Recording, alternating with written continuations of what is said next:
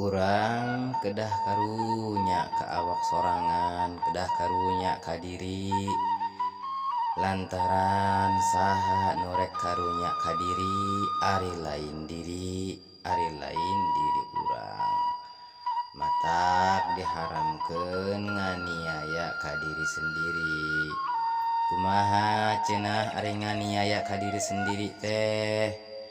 Waktu teu diatur, waktu ibadah teu diatur, awak diajakna teh gugurusukan kanu teu bener, pikiran diajakna teh ngalayang-layang kanu teu bener, hate dikendalikeunna teh kerenteg-kerentegna teh kanu nu teu bener. Eta teh ngaranna nganiaya ka diri sorangan.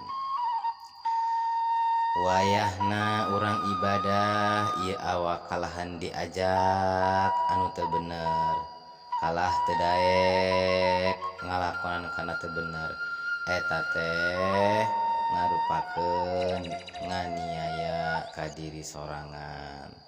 Hartina ngagusrukeun diri kana jurang naraka, eta teh ngaranna berbuat zalim ka diri sendiri.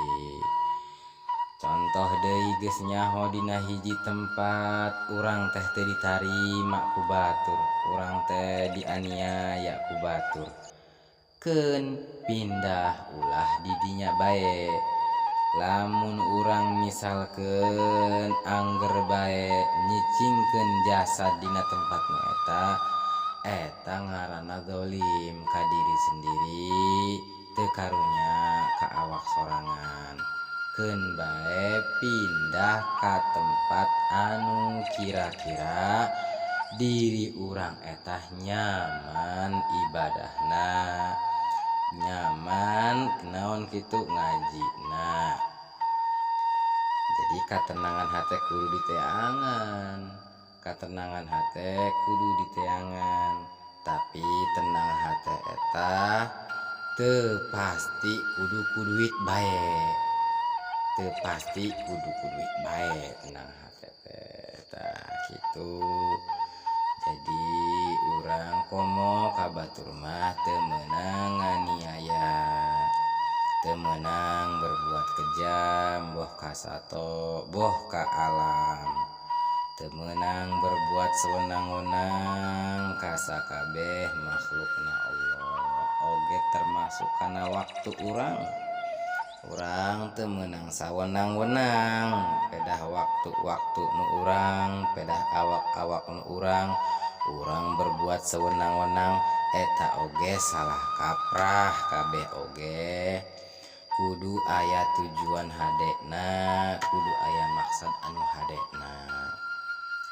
Kitu deui teu meunang berbuat teu adil ka diri sorangan, komo ka papada makhluk oge sami. Teu adil ka diri sorangan, wayahna istirahat kalah teu istirahat berarti teu adil kana waktu, teu adil ka diri sorangan. Akhirna nganiaya ka awak sorangan. Waktuna urang ibadah salat, tapi ieu awak ieu jasad ieu waktu kalah digunakeun anu teu bener, eta oge ngaranna nganiaya ka diri sorangan, teu adil ka waktu, teu adil ka diri. Tah kitu oge teu kenging.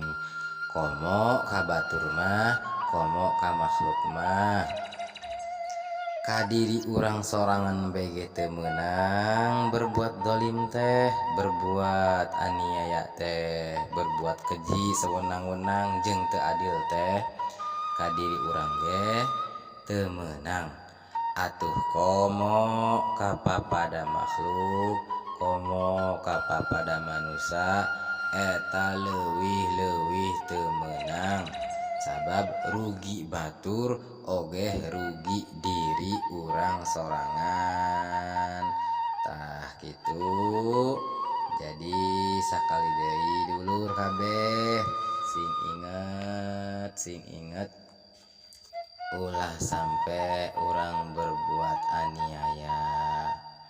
Kategori aniaya teh kategori dolim teh termasuk kejam, sawenang-wenang, teu adil, eta oge termasuk aniaya. Mudah-mudahan orang bisa ninggalkeun kadoliman, amin.